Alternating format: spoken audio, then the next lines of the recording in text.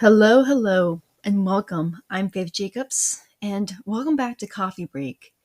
Today, I'm speaking with one of the kindest and funniest guys I've had the pleasure of not only getting to watch as he takes incredible leaps and bounds with his acting, but also as someone who I have had the pleasure to work with on the audio drama show Chaotic Idiots, voicing the character of Edgar Caliban Faust. He's been in various stage shows out in the UK, and he's also the voice of Leon in the Cast of the Asparagus Bunch audiobook. So, please welcome the amazing Jack Moorby, stage actor, voice actor, a fellow Whovian, and an all-round great guy as we delve into a fun discussion about acting and his journey with it. Welcome back to Coffee Break, everybody, and I'm Faith Jacobs, and today I am speaking with fellow actor Jack Moorby. Hi, Jack. Thank you for joining Hello. me. If you wouldn't mind starting us off by talking a bit about some of the stage productions and other projects you've been a part of, as well as maybe a little bit about yourself, then we can dive right into my questions. Sure thing. So, I'm Jack, and I'm a British actor from West Yorkshire. I've been acting pretty much all of my life, but to an amateur level. But I've been having a lot of professional training in the last decade. I'm fresh out of drama school. When I say fresh out, it's a year and a half now. Wow. You what, sorry? I said, oh, wow. Yeah. I've been doing a few jobs here and there. A lot of because what the time I was training was during lockdown, so there was a lot of virtual productions. It was very studio filmed, so we were there in studio, but we were socially distanced. But that meant that we have recordings of stage productions, which is good because that means I can use them. And yeah, I've done quite a lot of short films. I've done a lot of theatre, especially with my training and a few professional jobs on the side. And I also like audio work. I did an audio book last year, and I hope to do another. Please hire me. Yes, please, because what I heard from your sample, I've told you this, and then I mean it, and I can't wait to get it. That was amazing, by the way. Thank you. Took ages. Yeah, I 13 imagine. hours. Oh, I just talked to another actor at the start of this month who also recorded an audiobook and said if you think of a radio commercial like a 30 like a sprint, the audiobooks are a marathon. Yeah. My voice was, I was saying this on the interview with Jessica, that my voice became so hoarse because of all the speaking, but thankfully I had it in a register later on in the recording where you can't quite tell, but when I spoke normally it was very Oh yeah, I was like, I need some tea and honey. Yeah. Oh, so now that we've sort of established that, my first question to you is, as you mentioned, last we spoke in this sort of manner, and you sort of talked about this at the start, was you've mentioned that you had only been a part of the professional world of acting for a short while, and I'm curious, as you are somewhat new on the scene, though you're no stranger to the stage, as we've established, have you found in jumping at the various fields of acting that you prefer one type of acting over the other, say stage versus short film, or short short film versus voice work? That is difficult. I think my first love is theatre, so I think I am going to go with that. Just because there's so much of a thrill to it, with the process side of it. Also, when you're in front of a live audience, it's electrifying. There's a tendency with it's more thrilling in the sense that live performance is more thrilling in the sense of, with a film production or with audio work, you can get something wrong and then do it again. Whereas with stage work, it's very much, no, you've got a suit. If something goes wrong, if you stumble, you've got to make it part of the dance. And yeah, I find that incredibly thrilling, and the process of leading up to a stage performance is is exciting because you get to try out so many wonderful things. You don't really get to try out much with, or as much with audio and film because time is money. Yeah, Whereas with stage work, there's more time, more free reign. that's true. That's 100% true. So, my second question is the acting world can sometimes be limiting based on what we look like, sound like, how tall or short we are, the works. And I'm curious, despite that, and perhaps other obstacles, what kind of roles are you drawn to personally as an actor? And what sort of character really gets you excited to leap at that opportunity? Oh, I've always really liked secretive people. Um, and consequently, I also really like people who are just big and out there, and but then again, they could just be big and out there because they're hiding something. I think Right. a part I've always really been fascinated by are some of Shakespeare's villainous kind of roles, like Iago, for example. I've always been fascinated by. So Iago's a villain in Othello, and throughout the whole play. So the audience are with him. He's the only he speaks to the audience. The only people that are in on his plot are the audience. Mm. Um, and he's trying to manipulate his friend and his superior officer into thinking that his wife is cheating on him, and he's doing that out of revenge. And throughout the whole play, he's with the person he's manipulating, and he is coming across as very sincere and the most honest person, but as an audience member that it's all fake. And I like something like that when someone's trying to hide something and they're trying to appear as something else, something with layers. Onions have layers. Right. Ogres have layers. So that's something that really draws me. Is a mystique. There's something that's not. There's something they're hiding. I like that too. I like the fact that in the last couple of years, villains are not just villains for the sake of being evil. There is something more behind their motives, and Mm, whether it's sinister or it's tragic. I think that makes modern villains more interesting yeah, these days. and I think not just villains, but just people like I think everyone does it. We all go through something in our lives. I'm not trying to do something awful to someone, but in order to try and get what we want, we're withholding information or we're bending the truth a little. And there's Yeah. something like that. There's something with playing your way through psychology, the psychology of someone else, that's that is very intriguing, and I like that because not only is it multi-layered, but it's very real. Um, and yeah, that's something that really intrigues me about someone. What is their secret? That's cool. Question three is when you were growing up, was there anything or anyone in particular that inspired your want to pursue acting, or was it something you sort of fell into at a point during like your early schooling years? Definitely something I fell in. I don't really have a particular actor who inspires me. I have particular actors. I go through phases of, oh, this is my favorite actor. Actually, no, they're my favorite actor. Right. Um, but no, there's not something that gave me. There's not a piece of work or an actor's work that has given me a direct hook. Um, I grew up a lot watching classic telly, so a lot of the acting in that inspired me. I lost a lot of my Yorkshire accent because of it, because there was a lot of received pronunciation. Right. Um, and yeah, I grew up being big fans of actors. Like I really like Jack Nicholson.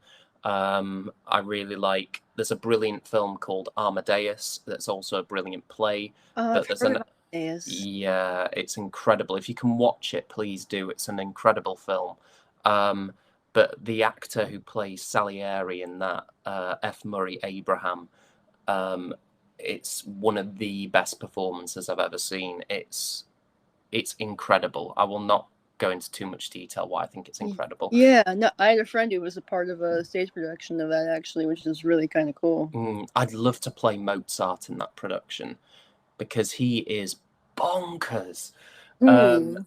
and there's a lot of indication that Mozart might have been autistic as well. Um, Oh, hmm. yeah, and he was, and if you watch the film or if you read the play, you can see some things that are like, oh, he might be on the spectrum. Um, but Nice. but also I grew up watching a lot of different actors play parts. Like when I was getting into theatre a lot more, well over 10 years ago now. Ooh, I'm old. Um, but I'd love seeing different people play Hamlet. I grew up as a big Doctor Who fan, and that's a part that constantly gets recast. Of So course. it's that kind of, it's those kind of things that intrigue me. I like seeing different people do the same part.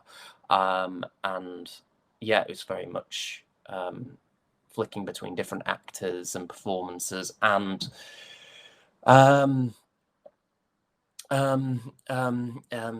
getting into it through stage productions. I'm trying not to ramble, Oh, but you're here we are. fine. It's all right. Believe me, tangents are welcome here. I go on them often. Oh, excellent. You've mentioned to me that you've written a few short showreel scenes, such as "Victory for Victor," which that's my favorite, by the way, to this day. Still, I that's brilliant. And I'm wondering, would you ever jump at the chance to write a feature film? And if you could, would you stick with comedy, or would you choose something else genre-wise? It's so funny you asked that because I'm trying to write something now. It's intended to be a stage play, and it'd be a one-man show, and it is Oh. very, very much a comedy. I think a writer that really inspires me is Douglas Adams, who wrote The Hitchhiker's Guide to the Galaxy. Oh, I freaking love that movie, and that book was brilliant. Yeah, and the play is about Douglas Adams. And I'm trying to capture his voice and his sophisticated British humour, which is Nice. also very bonkers. But I think comedy, what I've gathered is I get a lot more. I get, even in my actor training, I get a lot more praise for comedy than I do for anything else. And sometimes I get slated for comedy. Sometimes a joke doesn't land, and it's like, why did you do that? No. That wasn't funny. That was awkward. Um, but yeah, I think what's strange is I I'd love to do a funny play, whereas with films, if I was to make a film, I like a horror. I think Really? suspense is yeah, I like suspense is great. And I was on a walk the other day, and I had an idea for a very short horror film. Um, Nice. so it's a mix of answers, but I think really the two things I mainly lean towards are comedy and horror, and Okay. I've not really done a lot of horror. A lot of my show reel stuff is definitely not horror, Would you but say, I mean, this is not on my question list, but kind of since we're talking about this, would you say that maybe you've been typecast in the comedic roles, or are you okay thriving there? um, I think I don't think I'm quite typecast at the moment in comedic role. Well, actually, no, I take that back. Yeah, I am quite typecast in comedic roles. Um, and I am happy with that because that's something that elicits a good response from people. Like, my first job out of drama school was doing just really, really small bit parts for a rehearsed reading of a play, and I got to read for two very small characters that were I don't think they were written as funny, but I think I made them funny. Right. Um, I take from that what you will. And yeah, and a lot of people told me afterwards, "Oh, I liked it when you were that paper boy that kept coming in and shouting in every scene." Um, um, and as I especially got typecast in drama school with I got quite typecast as the hopeless romantic in a Okay. comedic sense, and I got quite fed up of that in my second year of training, and I Okay. really wanted something else. I did get cast as hopeless romantic again, but I also got cast as another part that was a bit more vicious and a bit meatier. Yeah, that makes sense. That makes sense. So looking at your resume, you've been in some fun shows, and as I mentioned last time we spoke, I was even able to see one of them virtually back in 2021. It was Mm, yeah, it was on the Shores of the Wide World. Which if you want to talk a little bit about that experience, if you remember that experience, that'd be cool to hear. Um, hmm uh, Yeah, if another is ever available in the same way, believe me, I would watch you perform on stage any day. Um, but my question to you is, out of all the stage shows you've been a part of, which one stands out in your mind as your favorite? Or you can pick three if one is too hard to nail down. I have one that has been with me since I did it in 2018, and it's my last show at my performing arts college before I moved away from to drama school, and it's called Flowers for Algernon. Um, Oh, yeah, and it's the character's name is Charlie Gordon, and he was a remarkable character. And I'd love to play that part again.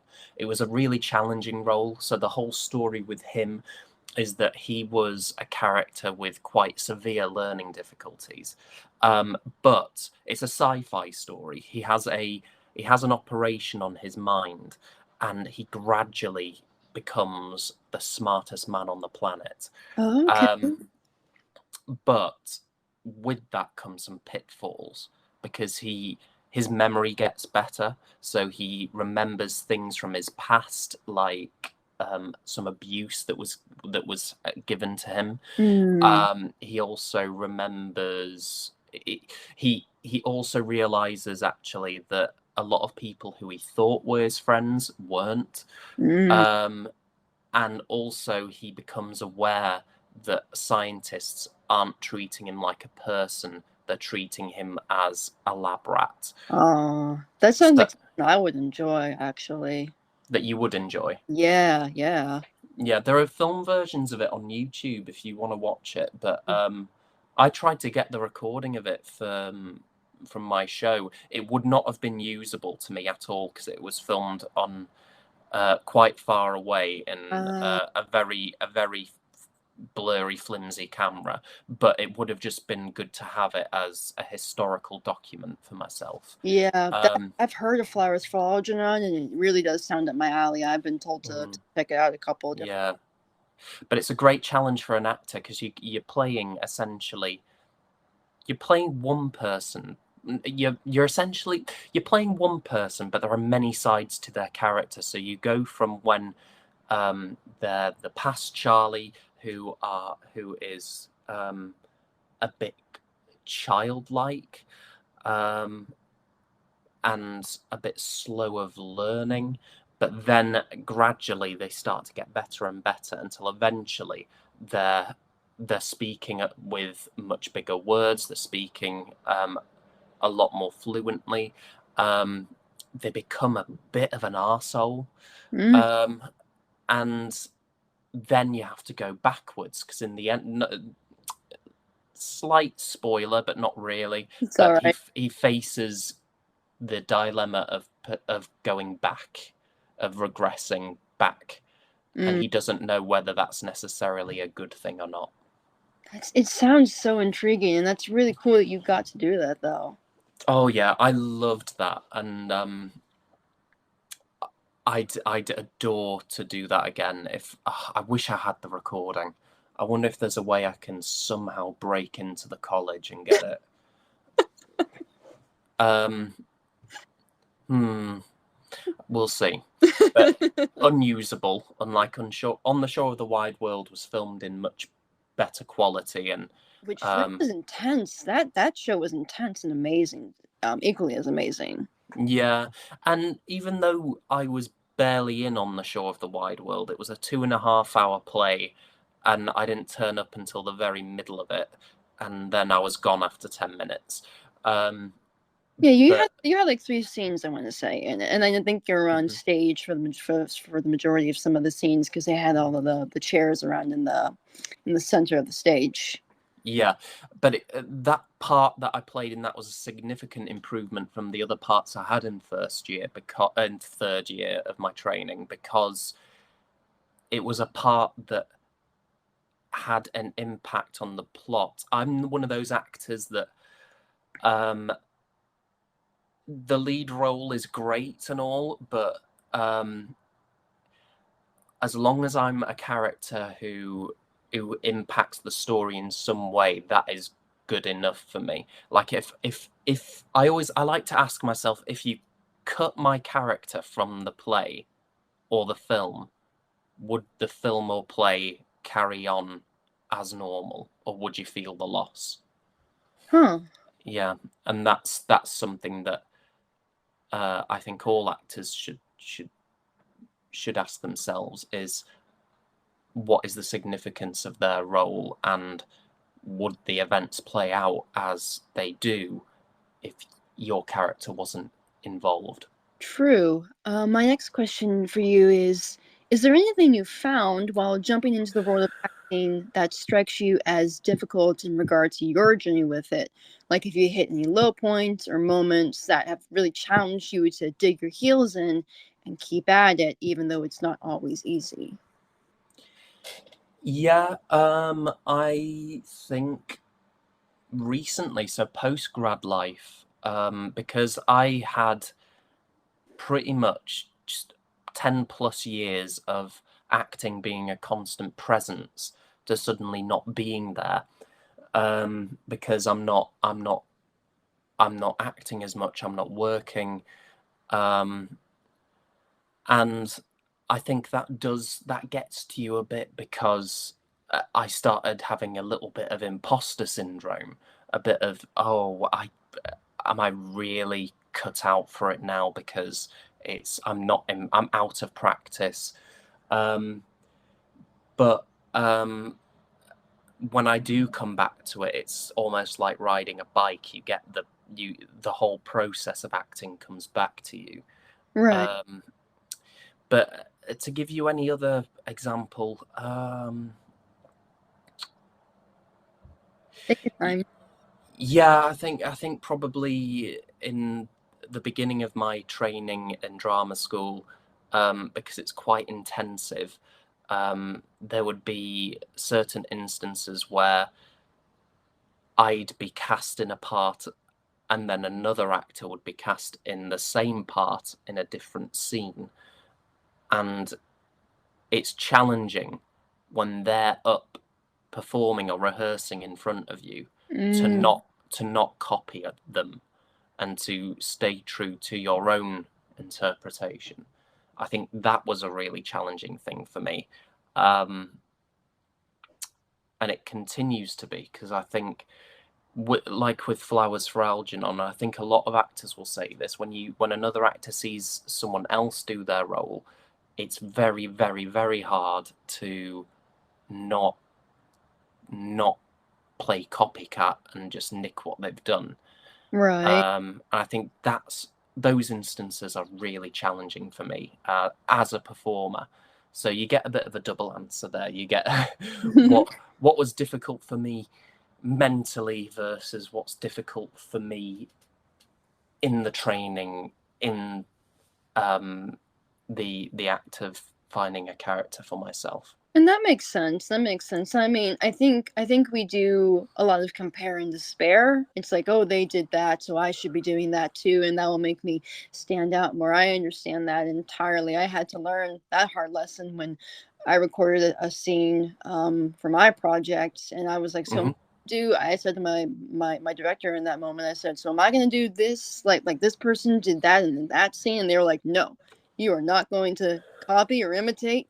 You were going, and like they were very not mean. It wasn't mean, but it was very like, no, no, no, no. Here's what we're going to pull from, um, Yeah, so that it's more you performing, not you pulling from something you've seen. yeah, and there's a discipline to that, isn't there? And I welcome stuff like that. And Oh yeah. yeah, you've got to be disciplined as an actor. Yeah, no, it brought out Mm, the best performance I thought I'd ever done, because I was mm, the freedom to ask the question, but not be treated like I was stupid for asking the question. yeah, that's great. Yeah, yeah, yeah. And there are no bad questions. There are no stupid questions in the act of finding a character. I don't feel. I think everything is valid because it's what you bring to the role. It's what is the information you need. 100%. So this next two questions are actually going to be quite fun. I promise you. There are some fun questions in here. um, Oh, but good. I'm getting so depressed. what is what is one or more established shows that if you had all the power in the world to audition for and guarantee you to get a role in, what would that series be? So, what series would it be? If you had all the power in the world to guarantee you would get a role in that after you auditioned. Hmm. I'd love to do a sitcom. I think I'd feel very at home in that. Um, I think any specific show, it's hard not to say something like Doctor Who. Of course. Um, I'll be the frickin' monster. Put me in a Zygon costume, that'll be fine. I join you. Yeah. And I suppose something quite psychological, like a BBC show. But Hmm. I think the thing I'd feel the most at home in that I'd love to try is a sitcom. Something like the In-Betweeners, or something Oof. less raunchy. I don't mind the raunchiness. I wasn't expecting to say that sentence today. Um, but maybe something along the lines of like to go in with things in America that are quite high profile, something like Big Bang Theory. Because Okay. I'm quite a nerd, I'd fit in something like that, bit of a Yeah. flat based, friend interaction based sitcom. No, I can see that. Something like Friends or Big Bang Theory. Yeah. Mm. My next, so the other fun question, is let me see. We're not on that yet. Faith, go to the other one. What is it? What is it? So there are three fantasy shows out as of 2022 that I figure are going to be around for a while, and that's The Witcher, Lord of the Rings, Reigns of Power, and House of the Dragon. Would you at all audition for these shows if given the chance? I would audition for anything given the chance. That's I true. will do anything. I'll do a Peanuts commercial. I'll be the dragon. Yeah, I'd love to. I see myself being in something like I think House of the Dragon's a really good one, but I'm not subtle enough. I think The Witcher would be something I could see myself in if I was to play a part like what's his name, the musician? Oh yeah, like the Bard Yaskier. Yeah, him, but I can't play a musical instrument yet. Um, but something I saw him and I thought, oh, I can see myself doing that Honestly, part. yeah, you would be good as Yaskier. I could see you in a role like that. Yeah, and that's why I kind of go with The Witcher a bit more because that just has a bit more of a part for me. When I did a medieval scene for my show reel, it was the part I was playing seemed a little less, seemed a little intentionally performative. Right. And I think there's something in that in The Witcher that I think would be ideal. That makes sense. So back to sort of acting. What's your process with acting? I know some actors who choose Meisner, some who choose method style. I know there's controversy with that style of acting, but Mm-hmm. there's a lot of acting techniques out there. What's your take on that as far as how it applies to the way you approach the various roles you've been in or gone after? I throw some shit and see what sticks. Not sure if I'm allowed to swear, but there we Oh, go. you're fine. It's totally okay. um, I quite like a little bit of method, but only a healthy. So, for example, in my training, we would before I would play a part, I'd read to myself a poem that reminded me of that character, Okay. or I would listen to a piece of music. It's that kind of stuff. So it's not I am the part, I am the part, I am the part. Right. I will only answer to my part's name. It's very much what's going to give me a feel for them, an essence. So that's kind of what I would look for, actually, to just put it in more succinct terms. I look for the essence of a part, That makes and that gives me the mood, the feel for them. I could giving my part a color, or giving my part an animal. If they were an animal, what animal are they?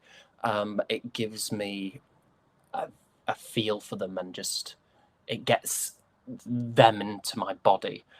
Oh gosh, someone's. I hope you don't like take that clip of me saying it gives me a feel of them in my body. no, no. That's the only thing that records.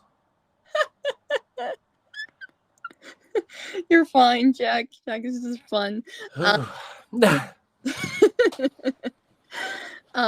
So we spoke a little bit back during the Asparagus Bunch interview on being neurodivergent and representation and why that matters, Mm-hmm. and how it can be hard, and sort of the do's and don'ts, and why the authentic representation is important. Now, my question to you is, do you think, or what do you think when you see the phrase, I'm the first authentic autistic actor, actress to play X character? Do you think that there is a race to be the first, or is there a race to try and be better than what came before? Because I see that floating around a lot.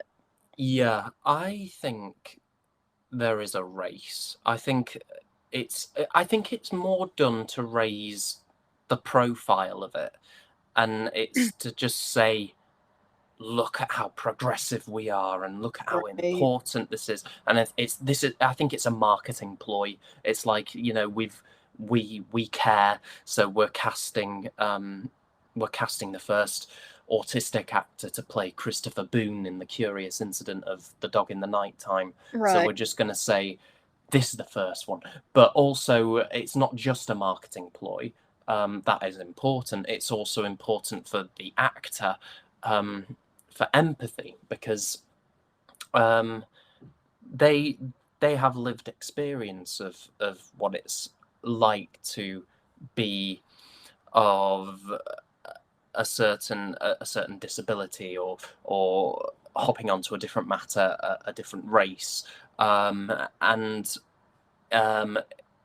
it's progressive, and it turns heads, it gets people interested, and it's Right. important for the actor and the director and the production to have lived experiences that are authentic come in to elevate their production and make it into something that's 100. a lot more detailed. Yeah, I agree with that. And I kept seeing this all thrown around, particularly in the social media spaces where all that's prominent. And I kept thinking back to when I was casting you as Edgar, and I was like, I don't think I ever at one point had the idea we're casting the first neurodivergent Vampire.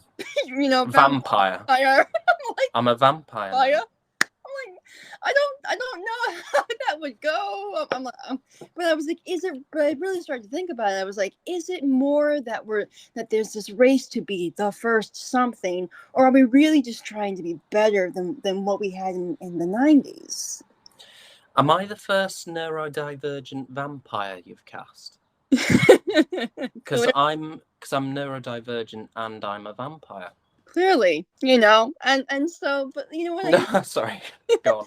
No, but you know what I mean. And so I sat there and I was like, I don't even think that in the marketing of this character for my own project, my own stories, that I ever thought, ooh, I'm casting this someone who's on the spectrum. I'm just casting somebody who happens to be on the spectrum. I'm not casting them just because they're, you know what I mean. If that makes sense. Yeah, I think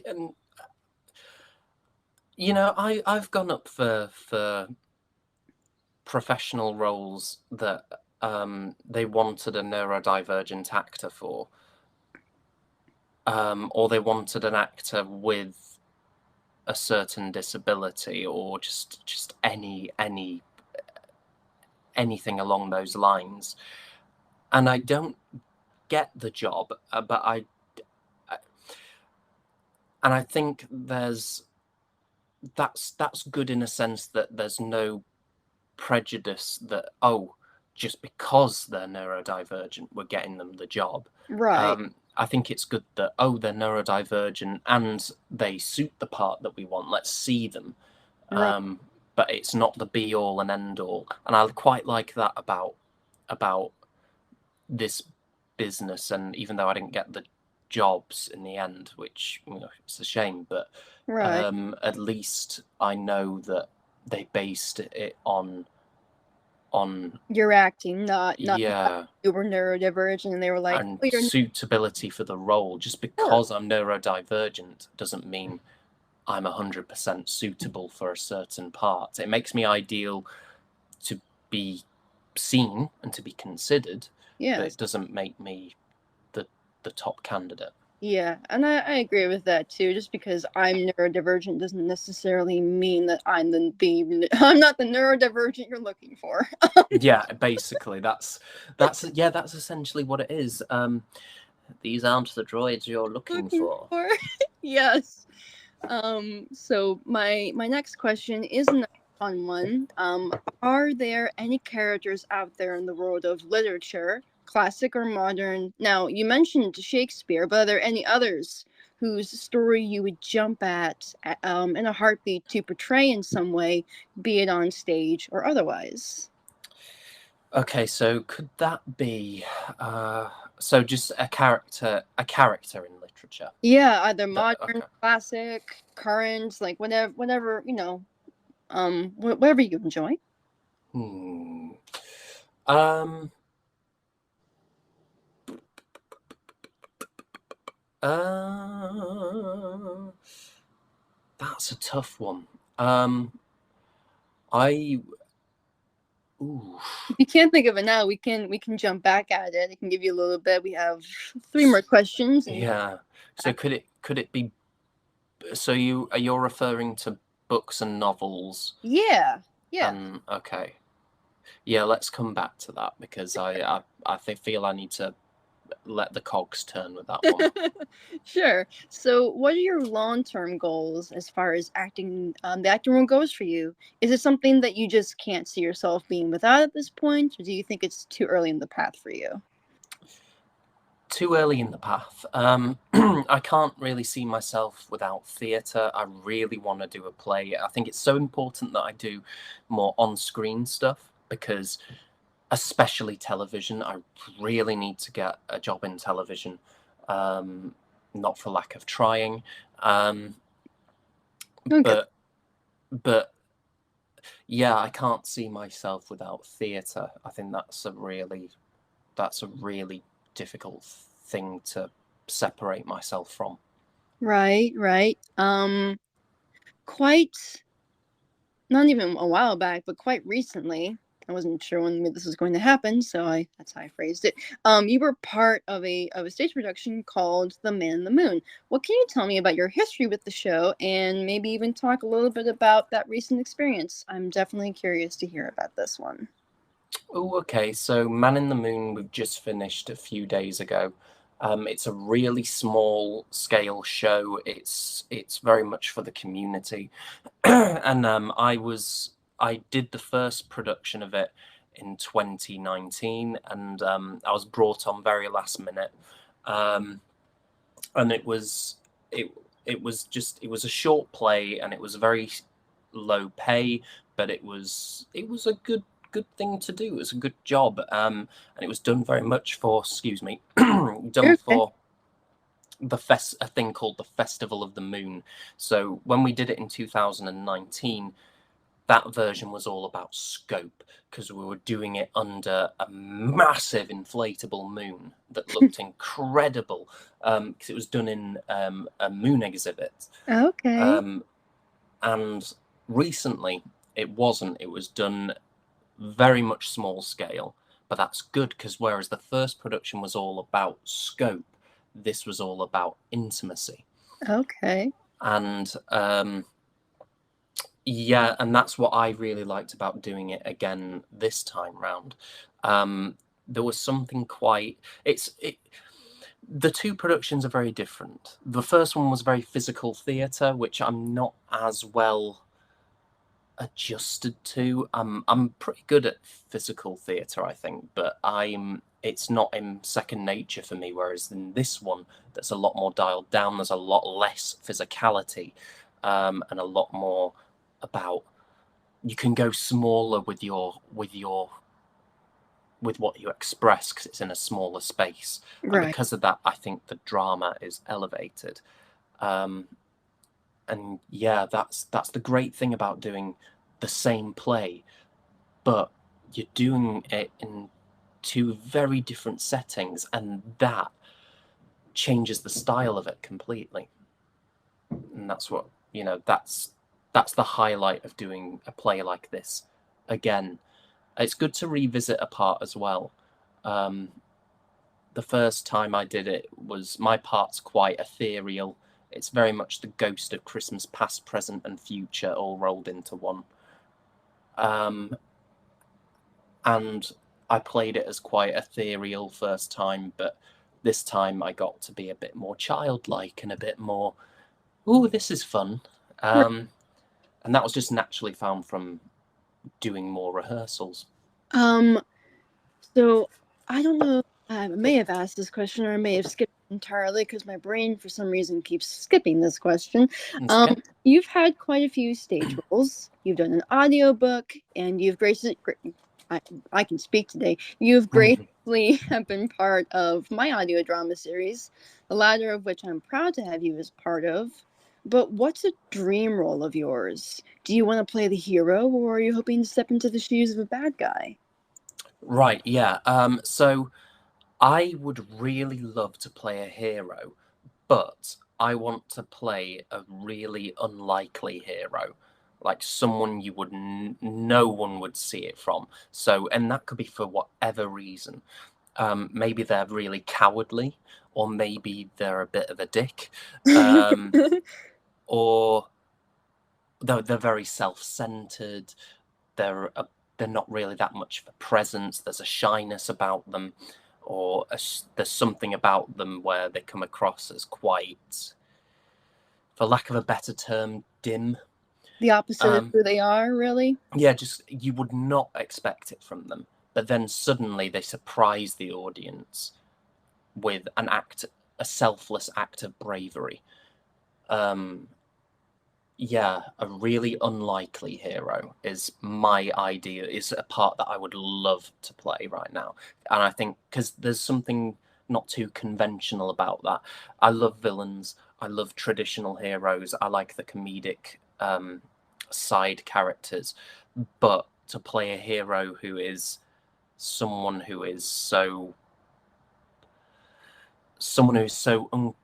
cut off from that side of themselves, but then suddenly here they are. I think that's fascinating. I'd love to do that. True. Now, I guess another question. So Netflix, this is, Netflix sort of has What's that? has a Narnia series that they are Oh, currently trying to develop. Would you, if you were given the chance to be a part of that whole world? Because they're claiming it to be make it as expansive as Game of Thrones. Would oh, would you be a part of that?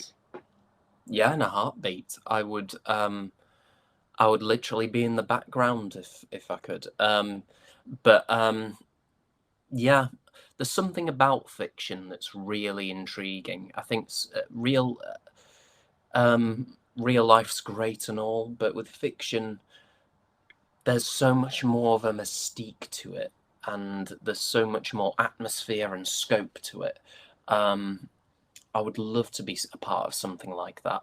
And just the act of just falling, I think, into that whole fantasy world, I mean, you have Tolkien, you have The Witcher's creator, you have Lord of the Rings, you have, all these various, these various fantasy worlds, even the current one, Shadow and Bone, that's out, Hmm.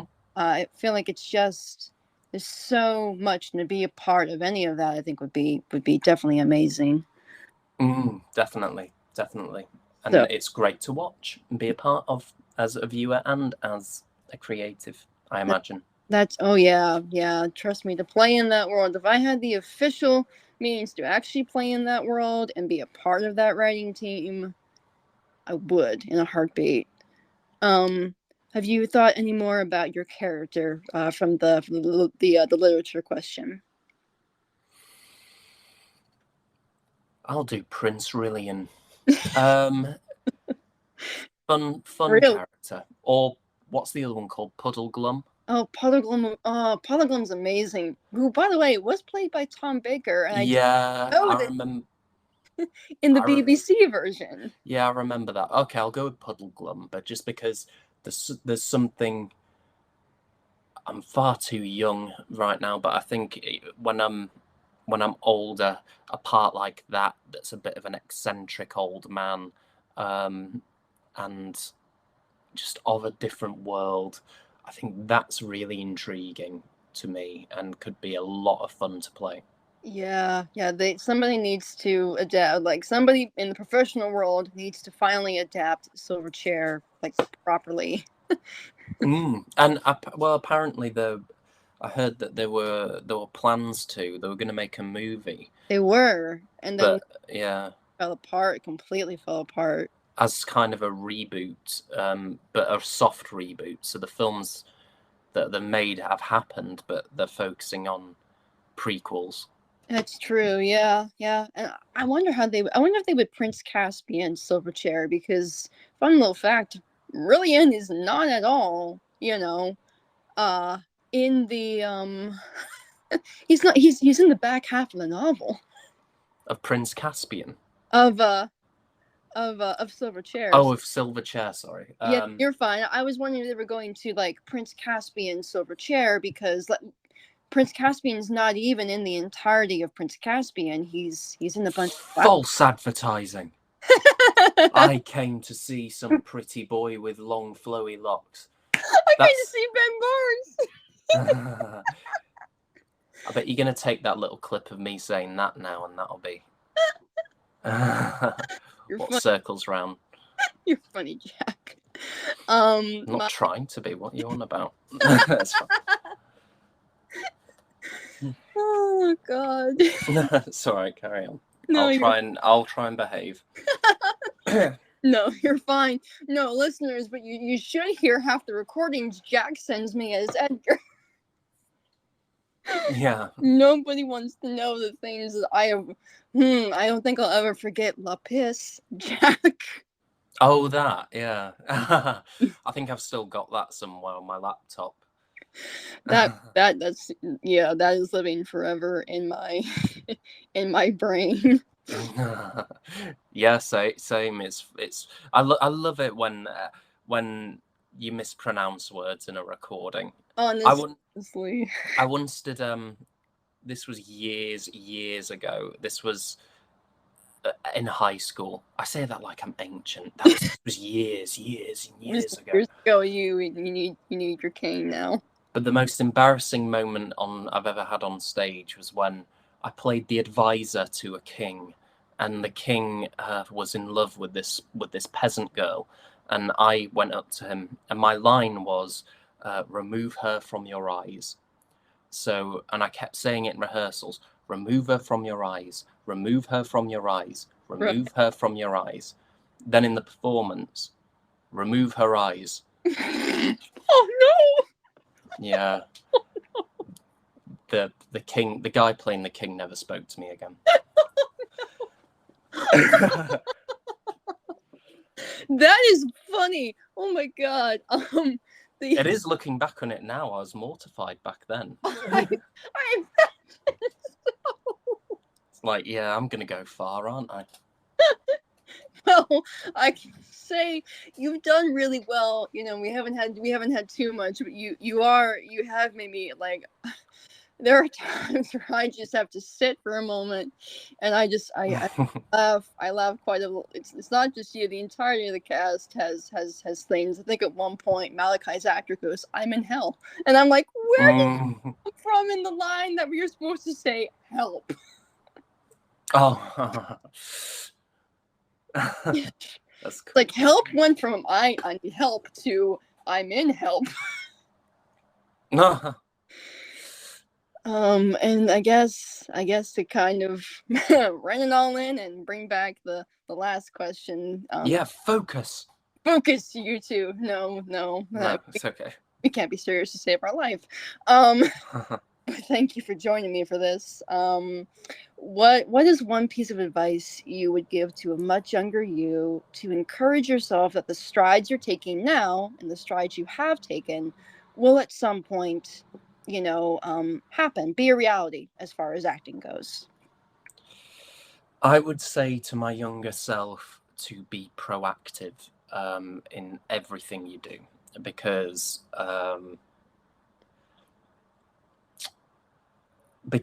I think we all have a tendency to not make things happen. Either we're bored, or we have some self-doubt, or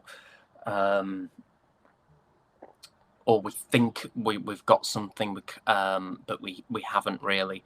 Just to always keep coming back to it and keep exploring, keep doing new things, and find the fun in it.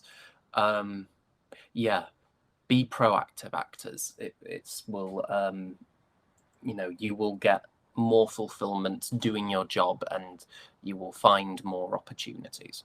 I agree with that entirely. Well, once again, Jack, thank you so much for joining me. If you want to plug your social medias and where people can find you, as far as that goes, that'd be awesome.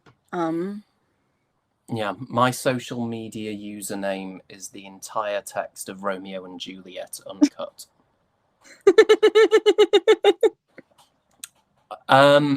My socials are pretty much my name. It's Jack Moorby. If you're on Twitter, it's Jack_Moorby. What's that thing? The bar is at the bottom. Yeah, yep, you got it. That's the underscore. Yeah. So Jack bar at the bottom, Moorby. And that is me. I think it's the same for Instagram as well, isn't it? I think Instagram's just my name.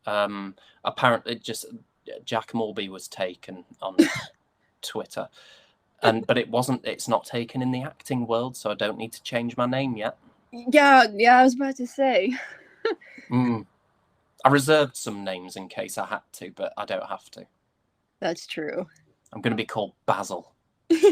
Basil Rathbone.